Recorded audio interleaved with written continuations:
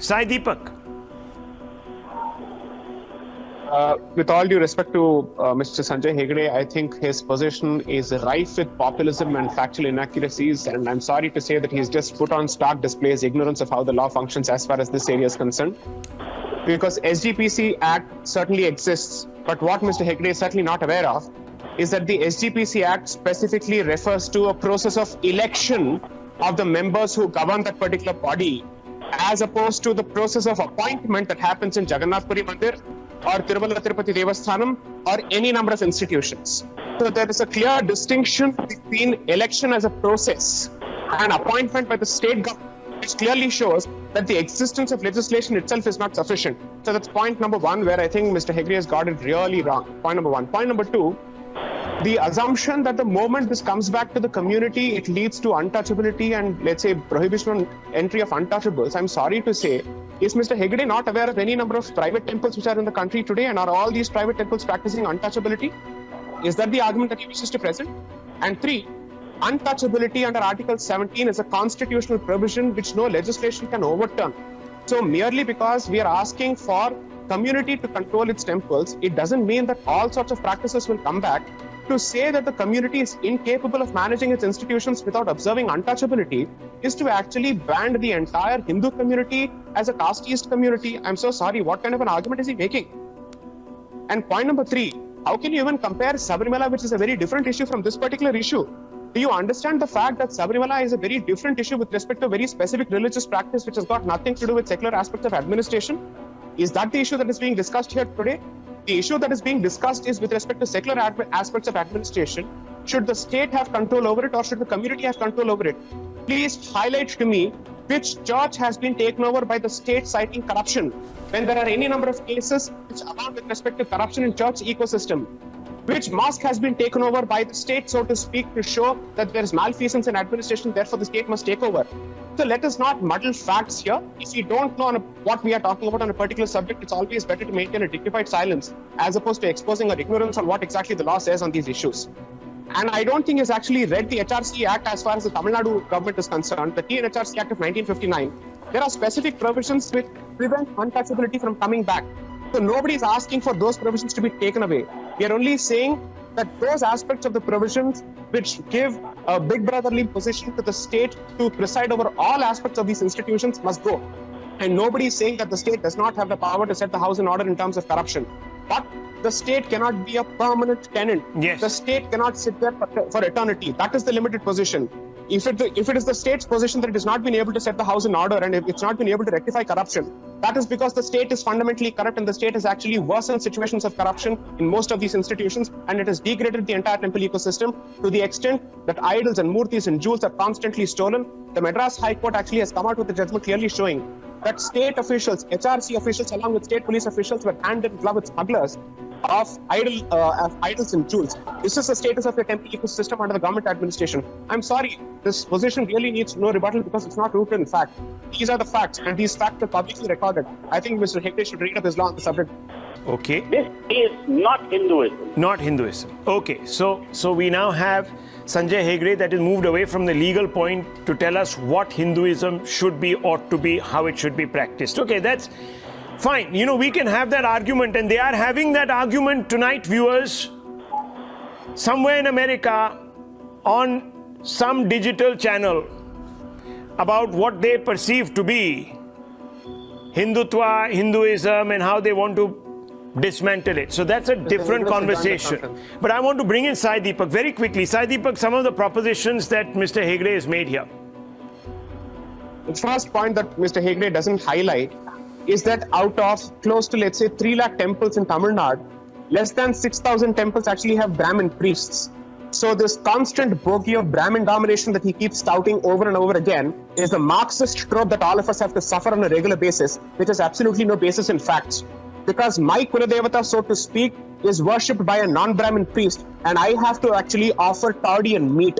So this is the diversity of this land, which unfortunately these Marxists and communists have absolutely no clue about in the first place. Point number two, when the question of corruption is being addressed, when the question of secular administration is being addressed, What on earth is this particular point and what is its relevance with respect to this particular issue? Is it not possible for the state to legislate on this particular aspect and give the control of the institution back to the community? Absolutely. Are we basically saying that we can't? So this is an issue that he never addresses. Why do we have to suffer the state on a permanent basis? And if there is an What evil, else is- it should stand remedied, and either the state takes a position on it and pushes through legislation or perhaps even a law, etc., to forbid any evil. I don't understand how that evil is going to be restored by submitting to its own authority the management of a temple. Clearly, we're not doing a good job if that particular process still or that evil still exists. Just Dr. one more Ranganath. point, please. Just one more point. Yeah, okay. Just one more point. Okay, one more point. Okay, one more point. Okay, Sai Deepak, yes. Mr. Hegde should simply take a look at the composition of the trust under the TNHRC Act. It encompasses all castes, and those provisions have not been challenged in the court for the simple reason that nobody is basically saying that all caste representation should be forbidden under the law as far as the temple is concerned. That is the problem when people don't read either legislation or the petition. Dr. Ranganath. Yeah, good evening, Rahul. That was a fantastic discussion, but I have to start by saying that the government control of Hindu temples is the modern day pillaging and loot. And you could earlier blame Khilji for it or invaders for it. But today, I'm afraid the invaders and those who are pillaging and looting the Hindu temples are actually Hindu. Now, let me put forth 3 or 4 points, but before that, I must congratulate Sai Deepak for a complete demolition, and I'm sure Mr. Hegde won't mind because he was really ill-prepared. All his points have been sufficiently answered, more than that, in fact.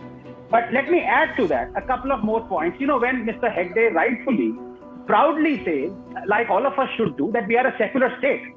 What business does a secular state, a secular government have meddling in religion or the other way around? Now, when he says that the state is removing the discrimination that is present in Hinduism through its control, would he also like the state to say that in Christianity, in Catholic, you should have women as priests? But that doesn't happen, does it? Would he also like to say that why was it that the Kerala High Court threw out a petition that said women should be allowed in the sanctum sanctorum of all mosques? Those petitions are thrown out. You can't have double standards. And in the case of Sabrimala, as J. Sai Deepak has already illustrated beautifully, it was not discrimination, it was perceived discrimination. There are temples where Hindu men are not allowed.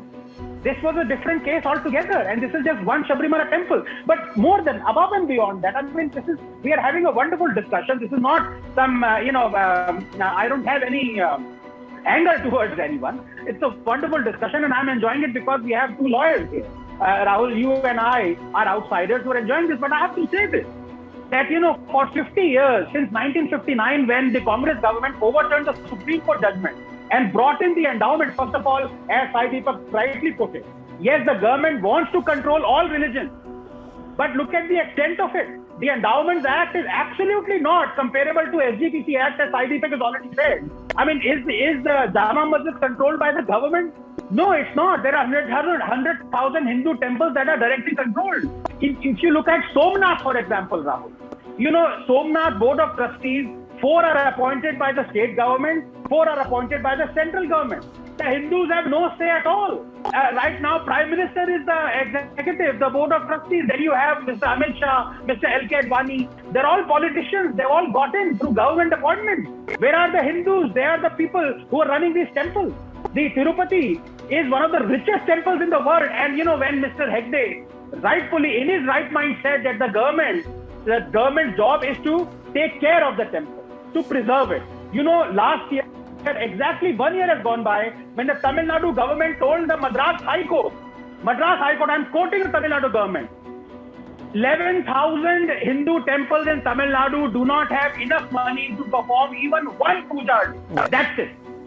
Do you know if Tirupati was let loose by the government control, it has the money that is equivalent to the GDP of a small country. Tirupati alone can give money to at least these 11,000 temples so they can actually at least run. The priests can be given money. So there is discrimination. Nobody is doubting it. But again, I come back to this.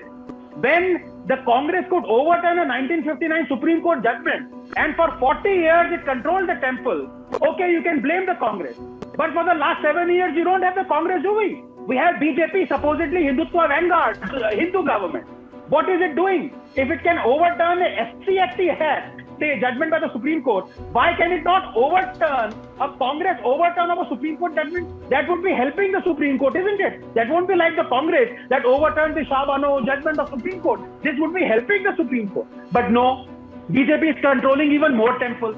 We had the Uttarakhand example, we have Karnataka, we have Maharashtra. So this is a collective, this is a politician collective, Rahul. They've all decided that this is the holy cow, quote unquote. Hindus are gullible, let us loot this, and with that money, let us now, on the other hand, put the Hindus on a guilt trip. You know, every time people talk about Hajj subsidy, which incidentally a Supreme Court judgment says should be stopped, the Muslims all immediately say, what about Kumbh Mela? But Are bhai, you are looting billions from Hindu temples. Kumbh Mela, the population is 200 million people who attend Kumbh Mela. You don't even want the security state to provide the security for Kumbh Mela. So, you know, there is prejudice and it has to go. This is not justice.